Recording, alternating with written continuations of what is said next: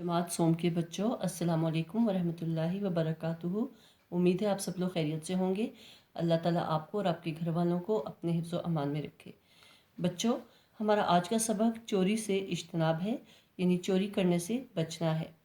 चोरी से मुराद किसी की चीज़ या माल उसकी गफलत में छुप कर हासिल करना है। बच्चों, चोरी जैसी बुरी आदत अपनाने वाले को माशरे में अच्छी नज़र से नहीं देखा जाता और ना ही ऐसा अमल करने की हमारा मज़हब इजाज़त देता है। सफ़ा नंबर 67, चोरी से इज्तनाब। किसी दूसरे का माल उसकी गफलत में छुप कर हासिल कर लेना चोरी कहलाता है। चोरी करना बहुत ही बुरा फ़ेल और काबिल सज़ा जुर्म है। किसी का माल चुरा लेना सख्त नापसंदीदा हरकत है। चोर मेहनत और मुशक्क़त से ख़ुद कोई काम नहीं करता, बस इसी ताक में रहता है कि वो किसी का माल चुरा ले। इस्लाम में चोरी करने वाले के लिए सख्त सज़ा रखी गई है। चोरी चाहे मामूली चीज़ की हो या कीमती चीज़ की, ये सरासर बुराई है। किसी भी माशरे में चोर को अच्छी नज़र से नहीं देखा जाता, सब उसको बुरा समझते हैं। उसके इस बुरे काम के बदअसरात उसके घर वालों पर और पूरे माशरे पर पड़ते हैं। मदीना मुनव्वरा में एक मरतबा एक बाअसर और मालदार औरत ने चोरी कर ली। ये मुकदमा हज़ूर अकरम सल्लल्लाहु अलैहि वसल्लम के सामने पेश हुआ।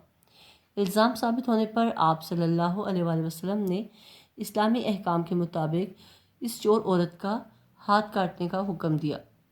इस औरत की सज़ा माफ़ कराने के लिए कई लोगों ने आप सल्लल्लाहु अलैहि वसल्लम से सिफारिश की, मगर आप सल्लल्लाहु अलैहि वसल्लम ने सज़ा बरकरार रखी। हज़रत उसामा बिन ज़ैद रज़ियल्लाहु तआला अन्हा, जो कि आप सल्लल्लाहु अलैहि वसल्लम को बहुत प्यारे थे, ने भी उसकी सिफारिश की, मगर आप सल्लल्लाहु अलैहि वसल्लम ने कबूल ना की और फरमाया कि तुमसे पहली कौमें इसीलिए तबाह बर्बाद हो गईं कि उनमें जब कोई बड़ा आदमी जुर्म करता था तो उसे सज़ा नहीं दी जाती थी। अल्लाह ताला गवाह है कि अगर मेरी बेटी भी चोरी करती तो मैं उसका हाथ भी काट देता। इससे मालूम हुआ कि चोरी बहुत बुरी हरकत और बहुत बड़ा जुर्म है, इसीलिए इसकी सज़ा भी सख्त रखी गई है।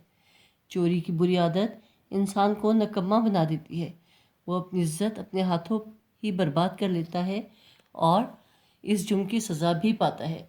बच्चों, आपको ये सबक पढ़ाने का मकसद ये था कि आप इस बुरी आदत से बचें और अगर अपने इर्द गिर्द किसी में ये आदत देखें तो उसको भी इससे बाज रहने की ताकीद करें।